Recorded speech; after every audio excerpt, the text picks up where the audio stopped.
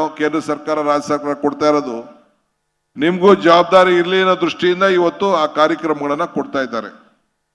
So ಅದನ್ನು ಕೂಡ ನಾವು ಬಗೆಹರಿಸಬೇಕು ಅಂತೇಳಿ ಈಗಾಗಲೇ ಜಮೀರ್ ಅಹಮದ್ ರವರು ಸರ್ಕಾರದ ಪರವಾಗಿ ಅವರ ನಿಲುವನ್ನು ನಿಮಗೆ ತಿಳಿಸಿದ್ದಾರೆ. 55 ಲಕ್ಷ ವಾಹನಗಳು ಈಗ ಸಂಚಾರ ಬೆಂಗಳೂರು ನಗರದಲ್ಲಿ ಆಗ್ತಾ ಇದೆ. ಹೊರಗಡೆಯಿಂದ ಬರೋದಲ್ಲದೆ ಇಲ್ಲೇ ರಿಜಿಸ್ಟ್ರೇಷನ್, ವಾಹನ ಟ್ರಾಫಿಕ್ ದಟ್ಟಣೆ.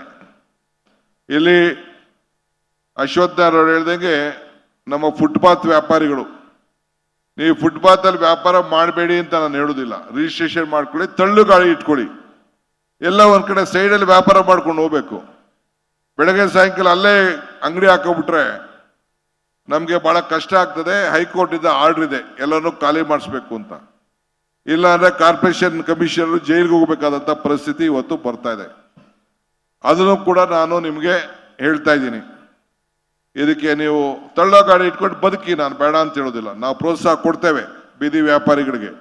ಅಂದ್ರೆ ತಳ್ಳೋ ಗಾಡಿ ಇಟ್ಕೊಂಡು ಎಲ್ಲ ಸೈಡಲ್ಲಿ ಇಟ್ಕೊಂಡು ಮುಂದಕ್ಕೆ ಹೋಗ್ತಾ ಇರ್ಬೇಕು. ನೀವು ಒಂದೇ ಕಡೆ ಇಟ್ಕೊಂಡು ವ್ಯಾಪಾರ ಮಾಡ್ಕೊಂಡು ಕೂತ್ಕೊಂಡ್ರೆ ಅದು ಕಾರ್ಪೊರೇಷನ್ ಆಸ್ತಿಯಲ್ಲಿ ಅದು ಮಾಡೋದು ಬಹಳ ಕಷ್ಟ ಆಗ್ತದೆ.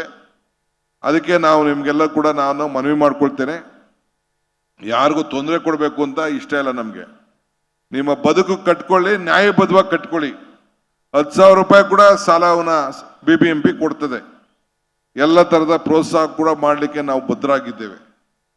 ಸೊ ಶ್ರಮಿಕರಿಗೆ ನಮಗೆ ಕಾಳಜಿ ಇದೆ.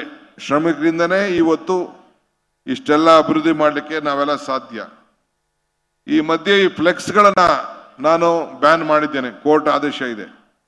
ನೆನ್ನೆ ನೋಡಿದೆ, ನಮ್ಮ ದೇವರಾಜ್ ಇದರಲ್ಲಿ ಚಾಮರಾಜಪೇಟೆ ಕ್ಷೇತ್ರದಲ್ಲಿ ಕಟ್ಕೊಂಡಿದ್ರು, ಅಲ್ಲೆಲ್ಲ ಜಯನಗರದಲ್ಲಿ ಇತ್ತು.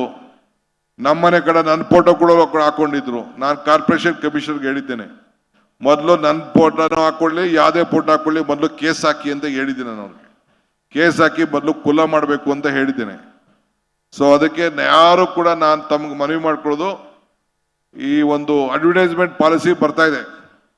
ಯಾರು ಬರ್ತ್ಡೇಗೆ, ಡೆತ್ ಡೇಗೆ, ಇನ್ನೊಂದು ಸಂಕ್ರಾಂತಿ ಶುಭಾಶಯಗಳು, ಹೊಸ ವರ್ಷ ಶುಭಾಶಯಗಳು, ದಯವಿಟ್ಟು ಇದನ್ನೆಲ್ಲ ಬಿಡಿ. ಯಾವುದೇ ಪಾರ್ಟಿಯವರಾಗ್ಲಿ, ಕಾಂಗ್ರೆಸ್ ಆಗ್ಲಿ, ದಳ ಆಗ್ಲಿ, BJP ಆಗ್ಲಿ,